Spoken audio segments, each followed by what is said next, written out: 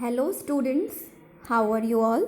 Students, आज इस lecture video में हम आर्बो वायरसेस के बारे में पढ़ेंगे। एंड आर्बो वायरसेस होते क्या है, तो एक आर्थ्रोपोड बॉर्न वायरसेस होते हैं। आर्बो वायरसेस जैसा हमने पढ़ा है, आर्थ्रोपोड बॉर्न वायरसेस है। एंड ये आर्बो वायरसेस नेचर में मेंटेन किए जाते हैं through biological transmission between susceptible vertebrate host by blood feeding arthropods. And vertebrate infection occur when the infected arthropod takes a blood meal. And ये vertebrate infection तब होता है जब ऑलरेडी एक इन्फेक्टेड आर्थ्रोपोड किसी दूसरे ह्यूमन पे वर्टिब्रेट में ब्लड को सक करता है, ब्लड को लेता है एज अ मील, तो वहाँ से ये इन्फेक्टेड आर्थ्रोपोड से ये इन्फेक्शन लग जाता है उस हेल्दी मैन में। अब आर्बो वायरस की इन्फेक्शन की बात करें, आर्बो वायरल इन्फेक्शंस की बात करें, तो they are 100s of arbo virus and around 100 are human pathogens. So around 100 ऐसे आर्बो वायरसेस है जो कि ह्यूमन पैथोजेंस है, जो कि ह्यूमन के लिए पैथोजेनिक है and prevalent in temperate and tropical areas. And ये टेम्परेट एंड ट्रॉपिकल एरियाज़ में काफ़ी प्रिवेलेंट होते हैं एंड ये काफ़ी कॉमन होते हैं ट्रॉपिक्स में। एंड बहुत सारे हैं, उसमें से 10 काफ़ी इम्पॉर्टेंट होते हैं। सो अगर हम बात करें आर्थ्रोपोड बॉर्न वायरसेस की, तो आर्थ्रोपोड बॉर्न वायरसेस, जिसको हम आर्बो वायरस भी कहते हैं, एक ऐसे वायरस है जो कि ट्रांसमिट होते हैं मैन में आर्थ्रोपोड वेक्टर के थ्रू। सो अगर हम इनकी साइकिल की बात करें, तो साइकिल की बात करने से पहले एक बार हम WHO की डेफिनेशन देख लेते हैं कि according to WHO what is arbo virus. And the WHO definition is as follows. So virus is maintained in nature principally or to an important extent through biological transmission between susceptible vertebrate host by hematophagous arthropod or through trans-ovarian and possibly venereal transmission in arthropod. So viruses maintain किए जाते हैं nature में principally and एक important extent तक maintain होते हैं। वो किस तरीके से मेंटेन होते हैं, तो बायोलॉजिकल ट्रांसमिशन एक ससेप्टेबल वर्टिब्रेट होस्ट और हेमाटोफेगस आर्थ्रोपोड के लाइक इनके एक बायोलॉजिकल ट्रांसमिशन से ये नेचर में एग्जिस्ट करते हैं, नेचर में मेंटेन रहते हैं। एंड होता कैसे है, एंड ये second through transovarian and possibly venereal transmission in arthropod, इससे ये मेंटेन रहते हैं। अच्छा, आर्बो वायरस बिलोंग कहाँ से करते हैं, तो आर्बो वायरस 3 फैमिलीज से बिलोंग करते हैं। First one is toga virus and the example of toga viruses are EEE, WEE and VEE. Second is Bornea viruses and the example of Bornea viruses is sandfly. So sandfly fever, Rift Valley fever and hemorrhagic fever. Third one is flaviviruses and the example of flaviviruses is yellow fever, dengue, Japanese encephalitis. अच्छा, अगर हम इनकी transmission cycle की बात करें, तो ये man to arthropod to man cycle की हम बात करते हैं पहले। सो एक इन्फेक्टेड आर्थ्रोपोड ने बाइट किया एक हेल्दी मैन को एंड देन इन्फेक्टेड आर्थ्रोपोड ने इस इन्फेक्शन को हेल्दी मैन में ट्रांसमिट कर दिया। अब ये मैन इन्फेक्टेड हो गया, अब किसी अदर आर्थ्रोपोड ने अपने आप को फीड किया इस मैन पे अपने मील के लिए, देन वो यहाँ से इन्फेक्शन, इस इन्फेक्टेड मैन से इन्फेक्शन लेके किसी अदर हेल्दी पर्सन को बाइट करेगा, तो वहाँ पे इन्फेक्शन ट्रांसमिट कर देगा। सो इस तरीके से ये साइकिल चलती है, man to arthropod to man cycle. अगर हम दूसरी साइकिल की बात करें, animal to arthropod to man cycle, तो इसमें क्या होता है कि अगर एनिमल इन्फेक्टेड है, मोस्टली पिग, वो ज़्यादा रिस्क पे, उनसे ज़्यादा रिस्क होता है। सो अगर एनिमल इन्फेक्टेड एनिमल है, उस पर आर्थ्रोपोड ने फीड किया, तो वो इन्फेक्टेड एनिमल से इन्फेक्शन आर्थ्रोपोड में आ गया। अब ये आर्थ्रोपोड इन्फेक्टेड है ना, इस इन्फेक्टेड आर्थ्रोपोड ने किसी हेल्दी मैन पे फीड किया, तो ये इन्फेक्शन एक हेल्दी मैन में चला जाएगा और वो पर्सन इन्फेक्टेड है।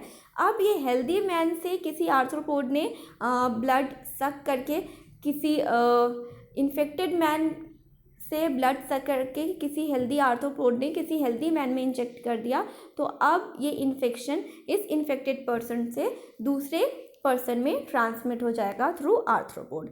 सो ये है animal arthropod to man cycle, जिसमें एनिमल से इन्फेक्शन शुरू हुआ था जो कि आर्थ्रोपोड तक पहुंचा, आर्थ्रोपोड से मैन तक पहुंचा।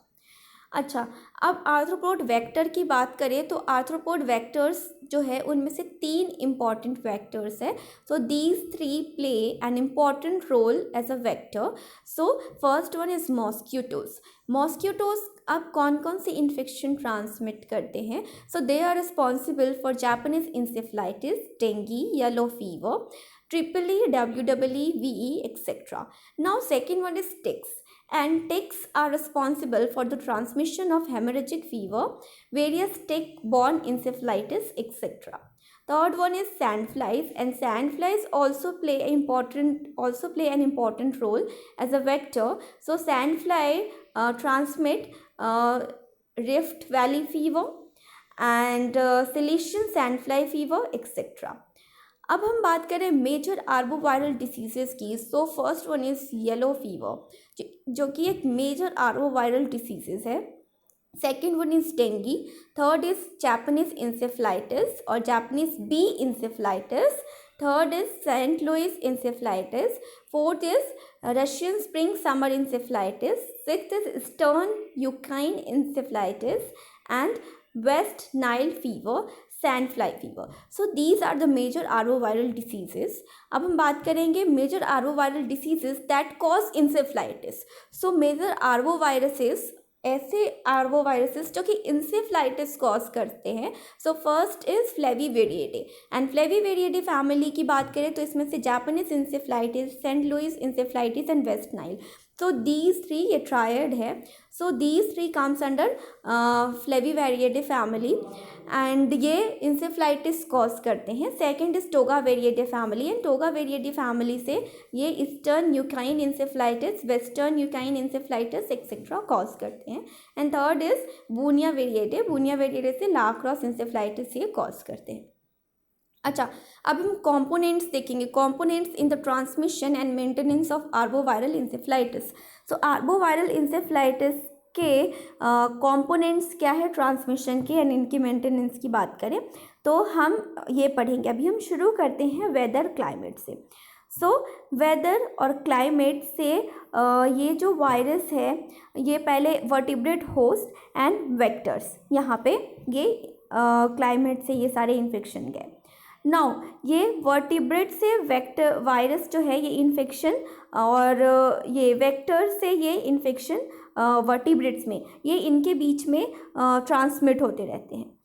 सो अब क्या हुआ कि अगर वेक्टर्स ने इस वायरस को इंजेक्ट कर दिया किसी वर्टिब्रेट होस्ट में देन और इसमें ऑलरेडी वर्टिब्रेट होस्ट से ये वायरस जो है वो अगर आ गया वेक्टर में तो क्या होगा, इस वेक्टर ने बाइट कर लिया या इस वेक्टर से चला गया डेड एंड होस्ट पे, जो कि कोई भी ह्यूमन और एनिमल कुछ भी हो सकते हैं इनके dead end host. And dead end host से ये इम्यून स्टेटस से food space resources and then उसके अलावा प्रीडेटर्स एंड पैरासाइट से ये सारे के सारे इन्फेक्शन वापस से वर्टिब्रेट होस्ट में चले जाते हैं, ट्रांसमिट हो जाएंगे. ओके, नाउ अब बात करते हैं वेक्टर्स से. वेक्टर्स में इन्फेक्शन और कहाँ से आ सकते हैं तो फर्स्ट तो क्लाइमेट और वेदर से. सेकेंड ये इन्फेक्शन आ सकते हैं प्रेडेटर्स एंड पैरासाइट से, एंड फूड स्पेस रिसोर्सेज से ये इन्फेक्शन आ सकते हैं वेक्टर्स में. एंड देन वापस ये वेक्टर से इन्फेक्शन ट्रांसमिट हो सकते हैं डेड एंड होस्ट में, जो कि डेड एंड होस्ट यहाँ पे ह्यूमन एंड एनिमल कुछ भी हो सकते हैं. सो ये है components in the transmission and maintenance of arboviral encephalitis. अच्छा, a vector borne arboviral infection. So जैसा कि हम जानते हैं कि आर्बोवायरस इन्फेक्शन जो है वो वेक्टर बॉर्न इन्फेक्शन है. तो वेक्टर बॉर्न इन्फेक्शन में कौन कौन से स्पीशीज़ है जो कि वेक्टर के तौर पे रोल प्ले करते हैं. सो मॉस्किटोज बहुत ही इम्पॉर्टेंट रोल प्ले करते हैं as a vector, and mosquitoes में क्यूलिक्स स्पीशीज़ जो है वो काफ़ी इंपॉर्टेंट रोल प्ले करते हैं as a vector. So Culex tritaeniorhynchus, so जैसा कि हमने कल पढ़ा था, सो क्यूलिस ट्राइटेनियोराइकिनस जो कि एक रूलर मॉस्किटो है जो कि ब्रीड करता है राइस फील्ड में and is the principal vector. So एक प्रिंसिपल वेक्टर है. एंड इंडिया में 1955 में the virus were isolated from Culex vishnui, and India में 1955 में ये वायरस आइसोलेट किया गया था क्यूलिक्स विश्नोई फैमिली से, क्यूलिक्स विश्नोई स्पीशीज़ से, मॉस्किटोज की स्पीशीज़ से, वेल्लोर रीजन में तमिलनाडु में. अच्छा, अब जापानीज इंसेफ्लाइटिस की बात करें जेई की, तो most important global cause of arboviral encephalitis with more than 50,000 cases and 1,50,000 15,000 deaths reported each year. So actually क्या होता है कि मोस्ट इंपॉर्टेंट ग्लोबल कॉज जो है आर्बोवायरल इंसेफ्लाइटिस का वो मोर देन 50,000 केसेस हैं एंड लगभग 15,000 डेथ जो है वो ईच ईयर रिपोर्ट किए जाते हैं. And only about 1 in 250 Japanese encephalitis infections result in symptomatic illness.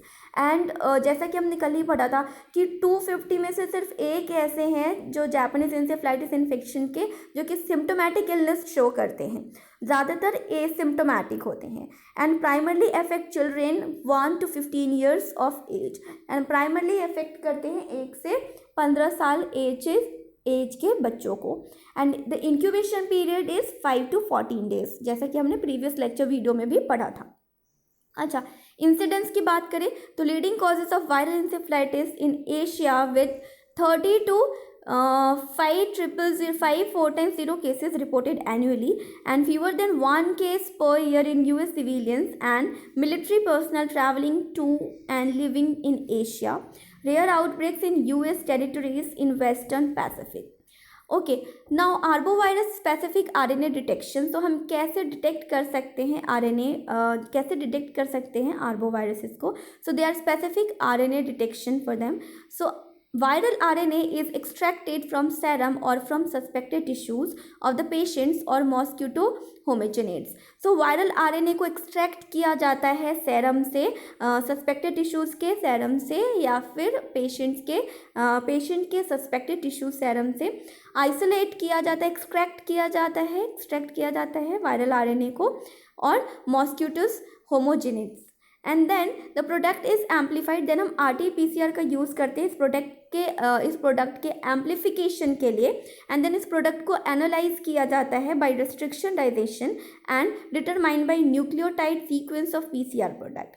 Then the identified sequence is compared with the nucleotide sequence found in gene bank और other databases. Then हम इस identified sequence को compare करते हैं nucleotide sequence से जो कि gene bank और other databases में पाए जाते हैं और present already वहाँ पे होते हैं, हमारे पास पर्याप्त होते हैं, वहाँ से हम इनको compare करते हैं. Now, what are the preventive measures? Preventive measures क्या है इसके लिए? So, preventive measures include mosquito control and locating piggeries away from human dwellings. So, हम क्या कर सकते हैं preventive measures में कि हम mosquito control कर सकते हैं and pigs वगैरह को human dwelling से दूर रख सकते हैं. And then for mammalian inactivated mouse brain vaccines using the Nakayama strain has been employed in human immunization in Japan. 2 doses at 2 weeks interval followed by a booster 6 to 12 months later constitute a full course. So हम vaccination कर सकते हैं. Then however the immunity was short lived, लेकिन जो इससे immunity जो है वो काफ़ी शॉर्ट लिव्ड होती है. नाउ हम और क्या क्या प्रिवेंशन कर सकते हैं? तो हम वेक्टर कंट्रोल करेंगे. सबसे पहले तो मॉस्क्यूटोज ब्रीडिंग एरियाज़ को एलिमिनेट करेंगे. Then adult and larvae control करेंगे, जैसे हम लार्वेसाइट्स का यूज़ कर सकते हैं इनकी कंट्रोल के लिए. देन वैक्सीनेशन जिसमें equine and swine vaccination and human vaccination. And then personal protective measures like avoid prime mosquito hours and use of repellent and हम यूज़ कर सकते हैं ऐसे रिपेल करने वाले मॉस्किटोज रिपेलेंट को यूज़ कर सकते हैं जिसमें DEET प्रेजेंट हो. सो हम रिपेलेंट्स को यूज़ कर सकते हैं और जिसमें कि DEET प्रेजेंट हो. So thank you so much students. I hope आपको अच्छा लगा होगा पढ़ के. Thank you.